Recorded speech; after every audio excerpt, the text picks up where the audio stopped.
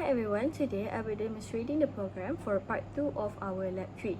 First, let's take a look at the data segment. Here is my data segment and I have already declared and stored all the variables and the strings inside the variable in this data segment.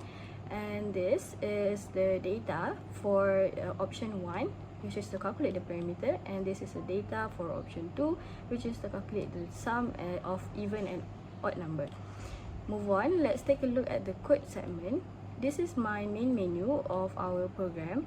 First, I will display the first string of our main menu to the console terminal.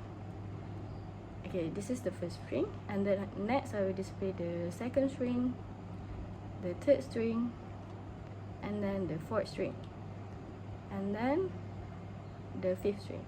Alright, at the fifth string here, I will be reading the user input, so I will be using the read decimal instruction. Okay, let's say the user input 1 here. Okay, here this compare user instruction will compare what the user has inserted with 1 and 2. And if it's 1, they will jump to parity hex loop add, which is this loop here, to calculate the parameter. And if it's 2, they will jump to call sum odd even, which is this loop over here. And let's say if the user input other than 1 and 2, they will jump back to main menu here. So they will go back to main menu. Today I will demonstrate lab 3 for part 2C from the exit menu section until the program exits. So after program 1 or program 2 finish execution, the program jumps to this section and asks the user whether they want to continue or exit. So for this instruction, it will display the message menu so the user can choose the next action. And for this instruction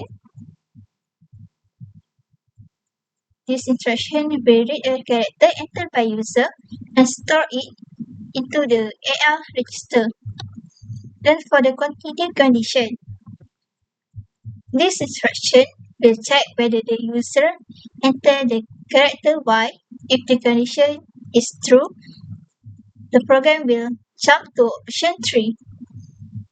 So in the option 3, the screen is cleared and the program jumps back to the main menu level, allowing the user to perform another calculation. Now for the exit condition, this instruction will check whether the user entered the character, and if the condition is true, the program will jump to the option 4. In the option 4, this instruction will display a goodbye message. Then for this instruction, it will check whether the user entered the correct input. If user entered any character other than Y or N, the program returns to the exit menu again and asks for the input again.